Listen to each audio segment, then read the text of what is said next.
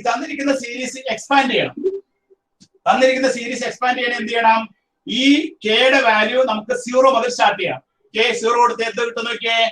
When we put it k equal to 0, 5 അല്ലേ sir? 5 first time 5. k equal 1 കൊടുക്കുമ്പോൾ എന്ത് കിട്ടും? 5/4. 5/4. Very good. അടുത്ത ടൈം എന്ത് കിട്ടും? 5/16. 5/4 സ്ക്വയർ എന്ന് എഴുതാം കേട്ടോ. 4 സ്ക്വയർ. അടുത്ത 5/4 ക്യൂബ് എക്സെട്ര അല്ലേ? ഇതിന്റെ ഫസ്റ്റ് ടൈം എന്താണ്?